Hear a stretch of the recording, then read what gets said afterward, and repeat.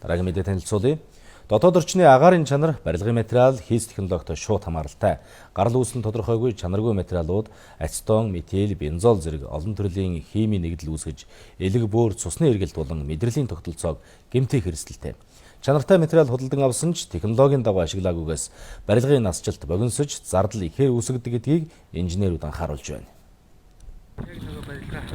Орон сууц худалдаж авч байгаа иргэдийн дунд барилгын гадна басаадны өнгө үзэмжийг харан шийдвэрээ гаргах тохиолдол цөөнгүй байна.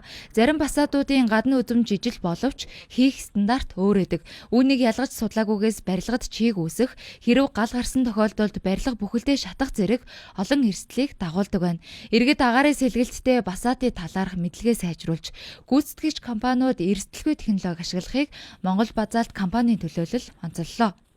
Агаарын сэлгэлттэй фасад гэдэг бол эрчим хүчний хэмнэлтийг сайжруулах, дулаахан байх, тэгээд хүний амьдарч байгаа өрөөний дотоод агаарын орчин чанар сайн байхад зориулагдсан юм технологи. Зарим барилгууд дээр бол хөөсөнцөр дээр тор тавиа хар шавардлыг хийгээд наад гадна талаар нь одоо металл фасад хийчихэж байгаа. Өрөөнд байгаа чийг уур ханаар нэвчээд цаашаа ингээд нөгөө хөөсөнцөр дээрээ очиод ингээд нэвчих боломжгүй болчих. Яг энэ чинь поли төрлийн материал гэдэг чинь энгийнээр бол гялгар ууд гэсэн үг шүү дээ. Амьсгалдаг фасадтай технологи манууд барилгын гадна бетонын хан дээр чулуун хүн дулаалгын материалыг хэрэгжилж байгаа.